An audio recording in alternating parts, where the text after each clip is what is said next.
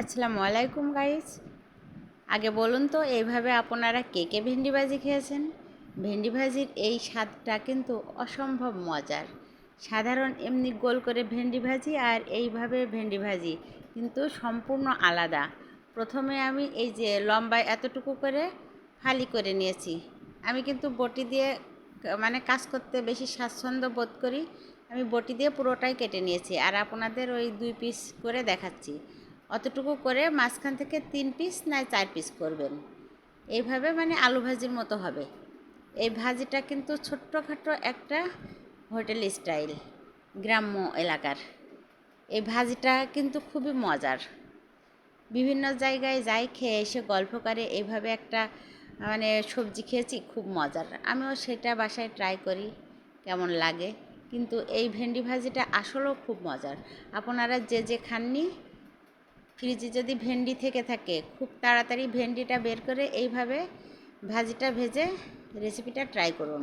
এই ভাজিটা কিন্তু খুবই সহজ।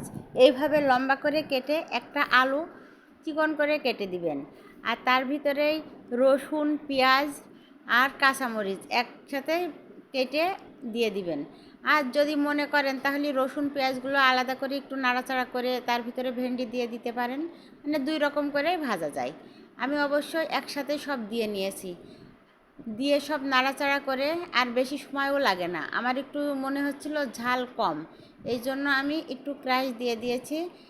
দেওয়ার পরে ভেন্ডি ভাজিটা ভাজতে মাত্র 10 মিনিট সময় লাগে।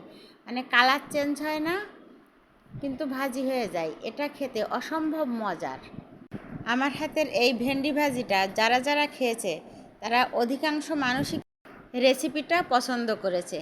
ভেন্ডি ভাজিটা ভিতরে সব চলে যায়, তো এই জন্য খেতে খুব মজা লাগে। আমার এইভাবেই তৈরি হয়ে গেল মজাদার সুস্বাদু ভেন্ডি ভাজি।